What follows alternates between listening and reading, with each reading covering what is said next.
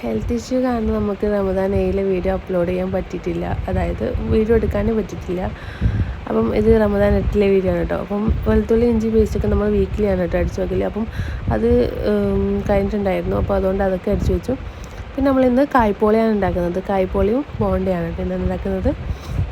നമ്മൾ കായ്പോളൻ്റെ കായൊക്കെ എണ്ണയിൽ വറുത്ത് വെച്ചിട്ട് നമ്മൾ ഇതൊന്ന് ഉണ്ടാക്കിയെടുക്കാണ്. അപ്പോൾ നിങ്ങൾക്ക് ഇതിൻ്റെ ഡീറ്റെയിൽ ആയിട്ട് ഇത് എങ്ങനെ ഉണ്ടാക്കുന്നത് അറിയണമെന്നുണ്ടെങ്കിൽ നമ്മൾ ഇൻസ്റ്റയിലും അതുപോലെ തന്നെ യൂട്യൂബിലൊക്കെ അപ്ലോഡ് ചെയ്തിട്ടുണ്ട്. ഇത് നമ്മൾ നല്ല നോമ്പിൻ്റെ കഞ്ഞിയാണ്, അപ്പോൾ അതും വെച്ചിട്ടുണ്ട്.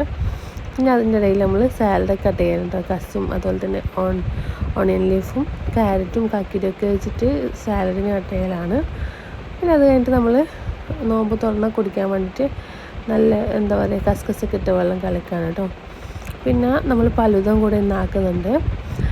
ഫലൂദ എന്ന് വെച്ചാൽ നമ്മുടെ നാട്ടിലെ സ്പെഷ്യലാണ്, അപ്പം അതും കൂടെ ആക്കുന്നുണ്ട്. പിന്നെ അതിൻ്റെ ഇടയിൽ ബോണ്ടയും പൊരിക്കുന്നുണ്ട് കേട്ടോ. ഫലൂദ എന്ന് വെച്ചാൽ നമ്മൾ ഫലൂദൻ്റെ റെസിപ്പി വേണമെന്നുണ്ടെങ്കിൽ ഒന്ന് കമൻറ്റ് ചെയ്യാം കേട്ടോ. നമ്മളിതിൽ ഉള്ളിയൊക്കെ ഇടുക കേട്ടോ. അപ്പോൾ ലാസ്റ്റ് ഇതിപ്പം ഏകദേശം തിളച്ച് വന്നു കഴിഞ്ഞാൽ നമ്മൾ ഇതിലേക്ക് ഉള്ളി നല്ലോണം എണ്ണയിൽ വറുത്തതും അതുപോലെ തന്നെ കശുവണ്ടി വറുത്തതും കൂടെ ഇതിൽ ആഡ് ചെയ്ത് കൊടുക്കുന്നുണ്ട്. ഇത്രയാണ് കേട്ടോ നമ്മൾ ഇന്നത്തെ നോമ്പ് തുറ എന്ന് പറയുന്നത്. അപ്പോൾ നെക്സ്റ്റ് വീഡിയോയിൽ കാണാം. ബൈ.